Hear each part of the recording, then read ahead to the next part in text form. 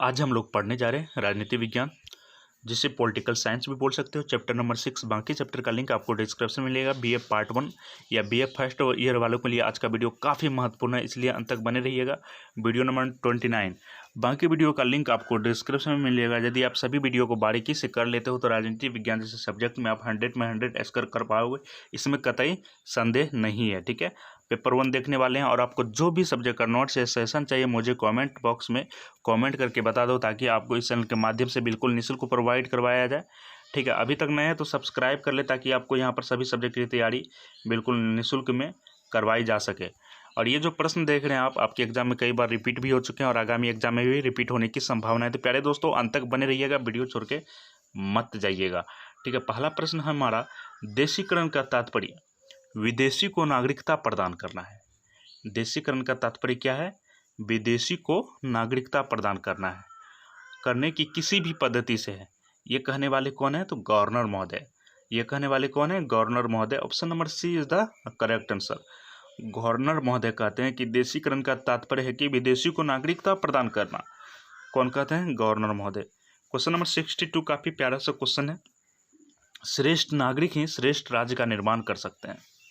इससे क्या तात्पर्य होता है? जैसे कि अभी हम लोग देखते हैं वर्तमान युग में कि जितने भी नेता लोग होते हैं, कहीं ना कहीं वो पहले से बहुत सारे कांड किए रहते हैं। उसमें कुछ क्वालिटी नहीं होती, ना ही क्वांटिटी होती है, फिर भी वो हम पे शासन कर रहे हैं। और बहुत सारे पढ़े लिखे आईएएस आईपीएस ऑफिसर को अपने पीछे घुमा रहे हैं। क्यों घुमा रहे हैं? कहीं ना कहीं उसके अंदर एक दबंगता है, एक खौफ भरा है। तो प्यारे दोस्तों, इसी खौफ की वजह से वो राज सत्ता में आते हैं। परंतु यहाँ पे कहते हैं कुछ विचारक लोग कि श्रेष्ठ नागरिक ही श्रेष्ठ राज्य का निर्माण कर सकते हैं। ठीक है, यदि वो नेता श्रेष्ठ होगा तो ही वो श्रेष्ठ राज्य का निर्माण कर सकता है। परंतु जब नेता श्रेष्ठ नहीं है तो राज्य में दंगे होंगे, फसाद होंगे, बहुत सारे मतलब अप्राकृतिक आपदाएं आपको देखने को मिलेंगे। अतः राज्य के आदर्श नागरिक होने चाहिए। जी हाँ, तो यानी कि कोई भी राज्य का आदर्श व्यक्ति को ही राज्य का निर्माण करने के लिए सौंपना चाहिए। परंतु हम लोग क्या करते हैं? पैसों की लालच में और भी लालच में क्या करते हैं? गलत आदमी को चुन लेते हैं और उसे ही जो है राज्य का श्रेष्ठ व्यक्ति चुनकर उसे ही राज्य को निर्माण करने के लिए हम उनके हाथों में सौंप देते हैं। परंतु ऐसा नहीं करना चाहिए दोस्तों, क्योंकि अब युग बदल रहा है, उसके हिसाब से हम लोगों को भी अपडेट होना चाहिए। तो एक अच्छे इंसान को चुनना अति आवश्यक है। ये कथन देने वाले अरस्तु महोदय हैं। देखिए, ये बहुत पहले के विचारक हैं, परंतु वर्तमान युग की बहुत सारी बातें जो है पहले ही बता दिए गए हैं। ठीक है, तो अरस्तु महोदय कहा करते हैं कि श्रेष्ठ नागरिक ही श्रेष्ठ राज्य का निर्माण करता है, अतः राज्य के आदर्श नागरिक होने चाहिए। ये अरस्तु महोदय कहते हैं। नेक्स्ट क्वेश्चन है हमारा। नेक्स्ट क्वेश्चन भी काफ़ी शानदार क्वेश्चन है। किसने कहा कि आदर्श नागरिक में बुद्धि, आत्मसंयम और अंतःकरण ये तीनों गुण आवश्यक है? अरस्तु महोदय कहते हैं कि श्रेष्ठ व्यक्ति को ही राज करने के लिए यानी कि शासन करने के लिए चुना जाना चाहिए, अतः वो आदर्श व्यक्ति हो। क्योंकि आदर्श व्यक्ति में क्या क्या क्वालिटी होती है, इसके बारे में जानना है हमको। तो आदर्श व्यक्ति में एक आइडियल इंसान में जो है बुद्धि उच्च क्वालिटी की होती है। आत्मसंयम होता है उसमें जो है आपको आत्मसंयम देखने को मिलेगा। जैसे मान के चलो कि कोई बहुत बड़े साधु संत, हम ये नहीं कर रहे हैं कि जो आजकल के जो साधु संत हैं जो हिमालय में तपस्या करते हैं, उनकी बुद्धि जो है उच्च श्रेणी की होती है। उनमें आत्मसंयम होता है, अंतःकरण होता है और वो एक आदर्श नागरिक हैं। ये तीनों गुण उनमें विद्यमान होते हैं। ये कथन देने वाले कौन है? तो ये कथन देने वाले लुईस ब्राइस हैं। लुईस ब्राइस कहते हैं कि आदर्श नागरिक में बुद्धि, आत्मसंयम और अंतःकरण ये तीनों गुण होते हैं। नेक्स्ट क्वेश्चन है हमारा क्वेश्चन नंबर 64। किसके अनुसार नागरिकता मानव के शिक्षित निर्णय का जन कल्याण में प्रयोग है? किसके अनुसार कहा गया है कि नागरिकता जो है मानव के शिक्षित निर्णय का जन कल्याण में प्रयोग है नागरिकता? तो ये प्रश्न भी काफ़ी शानदार है। लॉस्की महोदय कहते हैं, option number is the correct answer. Laski महोदय कहते हैं कि नागरिकता मानव के शिक्षित निर्णय का जन कल्याण में प्रयोग है। नेक्स्ट क्वेश्चन हमारा, शिक्षा जो आत्मा का भोजन है। ठीक है, जिस तरह हमारे शरीर के लिए भोजन आवश्यक है, उसी तरह हमारे आत्मा के लिए योगा आवश्यक है। इसके बाद शिक्षा भी कहीं ना कहीं हमारी आत्मा के लिए आवश्यक है। तो शिक्षा जो आत्मा का भोजन है, आदर्श नागरिकता की प्रथम शर्त है, किसका कथन है? और आदर्श नागरिकता के लिए प्रथम शर्त क्या है? शर्त क्या है? शिक्षा।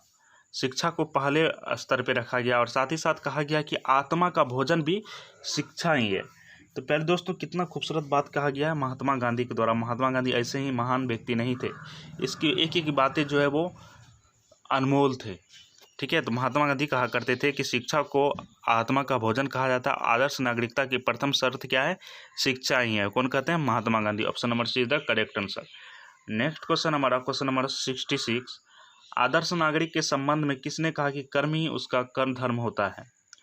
आदर्श नागरिक के संबंध में, और आदर्श नागरिक की और एक विशेषता क्या है? कर्म ही उसका धर्म है। वर्क इज वर्शिप, कर्म ही पूजा है, वर्क इज वर्शिप। और आदर्श नागरिक के लिए कर्म ही उसका धर्म होता है। ठीक है, नेक्स्ट क्वेश्चन चलते हैं हम लोग। एक अच्छे इंसान के लिए कर्म ही उसका धर्म है, बोले तो कर्म ही पूजा है, वर्क इज वर्शिप। ये कथन देने वाले हमारे महान विचारक रहे हैं Carlyle. Option number C is the correct answer. Next question की ओर चलते हैं प्यारे दोस्तों। ये क्वेश्चन आपके एग्जाम में कई बार पूछे जा चुके हैं और इस बार भी पूछे जाने की 100% संभावना है। संपत्ति, संपत्ति क्या है? एक बहुत अच्छी दासी है। ठीक है, दासी मतलब समझ रहे हैं आप लोग, लेकिन एक खतरनाक स्वामिनी भी है। ये कथन किसका है?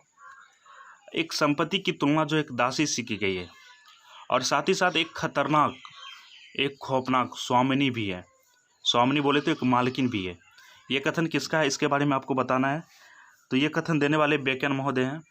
बेकन एक संपत्ति की तुलना एक अच्छी दासी से की है, लेकिन एक खतरनाक स्वामिनी से भी की है। नेक्स्ट क्वेश्चन की ओर चलते हैं। क्वेश्चन नंबर 68 है हमारा कि किसने, जी हाँ, किसने कहा जब संपदा संप्राप्त हो तब उसका कुछ भाग भविष्य के लिए है? जब मुझे संपदा प्राप्त होती है तो उसका कुछ भाग यानी कि कुछ पार्ट जो है वो भविष्य के लिए है। ये किसने कहा है? तो ये कन्फ्यूशियस महोदय कहते हैं कि संपदा प्राप्त हो तब उसका कुछ भाग भविष्य के लिए। नेक्स्ट क्वेश्चन हमारा 69। संपत्ति से संबंधित कौन सी विचारधारा निजी संपत्ति सहित संपत्ति संस्था का समर्थक करती है? यह प्रश्न भी काफ़ी लाजवाब है। ठीक है, उदारवादी विचारधारा, उदारवादी विचारधारा के अंतर्गत आते हैं। संपत्ति से संबंधित उदारवादी विचारधारा निजी संपत्ति सहित संपत्ति संस्था का समर्थक करती है। नेक्स्ट क्वेश्चन है हमारा, किस विचारक ने संपत्ति बाबत मनुष्य के विचारों और अधिकारों का समर्थन किया है? तो वो विचारक हैं लॉक महोदय। लॉक महोदय एक ऐसे विचारक थे जिन्होंने संपत्ति बाबत मनुष्य के विचारों और अधिकारों का समर्थन किया है। ठीक है, नेक्स्ट क्वेश्चन है प्यारे दोस्तों, किसने कहा संपत्ति केवल भौतिक संपदा ना होकर उससे कुछ अधिक है? जैसे कि मान के चलो अभी हम लोगों के मन में एक बहुत सारे थॉट्स और एक नज़रिया भी आ चुका है कि संपत्ति से हम क्या कर सकते हैं? भौतिक संपदा यानी कि रहने खाने पीने एकदम घूमने फिरने के लिए हम संपत्ति को देखते हैं, परंतु संपत्ति जो है उससे भी हम ऊपर का वस्तु में रख सकते हैं। भौतिक संपदा ना होकर वो कुछ उससे भी अधिक है। ठीक है, ये कहने वाले कौन है? तो ये कहने वाले मैकडोनाल्ड हैं। Option number is the correct answer. Next question है हमारा, दी वेल्थ ऑफ नेशन किसकी कृति है? दी वेल्थ ऑफ नेशन किसकी कृति है? तो Adam Smith. Option number C is the correct answer. Adam Smith साहब की कृति जो है दी वेल्थ ऑफ नेशन है। ठीक है, नेक्स्ट क्वेश्चन की ओर चलते हैं हम लोग। क्वेश्चन नंबर 73 है, किस विचारक के अनुसार संपत्ति का निर्माण न तो राज्य ने किया है और ना ही यह समाज की उत्पत्ति है? मान के चलो कि संपत्ति की जब बात आती है तो न ही राज्य के द्वारा की गई है और न ही जिस समाज में हम रहते हैं न ही इसके द्वारा इसकी उत्पत्ति हुई है। ये कथन देने वाले कौन रहे हैं? तो हीगल महोदय। Option number C is the correct answer. ठीक है, नेक्स्ट क्वेश्चन हमारा, किसने कहा मनुष्य अपने हितों की रक्षा करना चाहता है?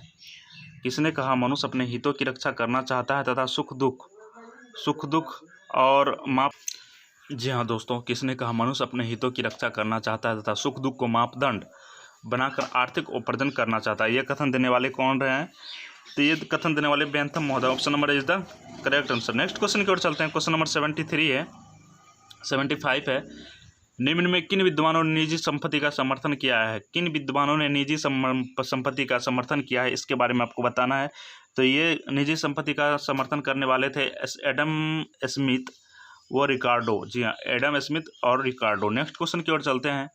किसने कहा जब निजी हित होगा तो समाज का हित स्वतः हो जाएगा? जब खुद का कल्याण होगा, जब मेरा कल्याण होगा तो ही आपका कल्याण होगा। किसने कहा है? तो Adam Smith. Option number is the right answer. अभी तक नए हैं तो सब्सक्राइब कर ले, और जो भी चैनल का मतलब जो भी सब्जेक्ट का नोट्स या सेशन चाहिए मुझे कमेंट करके बता दो, ठीक है। इस चैनल के माध्यम से आपको प्रोवाइड करवाया जाता है, और इस वीडियो का पीडीएफ जो है आपको टेलीग्राम में दिया जाएगा, तो टेलीग्राम का लिंक डिस्क्रिप्शन में ज्वाइन कर लेना आपको, ठीक है। किस विचारक के अनुसार श्रम ही संपत्ति को जन्म देते ही है? यानी हम जो परिश्रम करते हैं, परिश्रम से क्या होता है, हम 2 रुपये का उपार्जन कर पाते हैं, और वही 2 रुपये जो है संपत्ति का जन्म देता है। ये कहने वाले कौन रहे हैं? लॉक महोदय। Option number is the correct answer, ठीक है। श्रम ही अनुश्रम यानी कि संपत्ति का उपाय यानी कि सही स्रोत है। किसने संपत्ति का विषयक उदारवादी दृष्टिकोण का ये कहकर खंडन किया कि श्रम मनुष्य के व्यक्तित्व का हिस्सा है? श्रम जो है मनुष्य के व्यक्ति, जब आप मेहनत करोगे तो आप आगे बढ़ोगे, और वही आपके व्यक्तित्व में कहीं ना कहीं 4 चांद लगाने का कार्य करता है, ठीक है। तो मार्क्स वो कहते हैं, ठीक है। Option number is the correct answer. Next question, किस विचारक के अनुसार उदारवादियों के विचार के कारण पूंजीवाद और एकाधिकारवाद का जन्म हुआ है? ये क्वेश्चन भी काफ़ी लाजवाब है, आपके एग्जाम में पूछे जा चुके हैं। मार्क्स कहते हैं option number C is the correct answer. और क्वेश्चन नंबर आखिरी है हमारा, किसने कहा कि उदारवादियों द्वारा निजी संपत्ति का समर्थन मूल उद्देश्य मालिकाना हक वाले समाज की स्थापना करना था? तो ये कहने वाले C.V. मैकफरसन है। जी हाँ, C.V. मैकफरसन है। Option number D is the right answer. और आपको जो भी सब्जेक्ट का नोट या सेशन चाहिए आपके YouTube channel target with Shivam के माध्यम से बिल्कुल निःशुल्क दिया जाएगा, इसलिए उम्मीद करता हूँ सब्सक्राइब कर ले ताकि आपको नोटिफिकेशन मिल सके, और इस वीडियो का पीडीएफ आपको टेलीग्राम में मिलेगा। तो मिलते हैं नेक्स्ट वीडियो में। Thanks for watching, bye bye, take care, जय हिंद दोस्तों।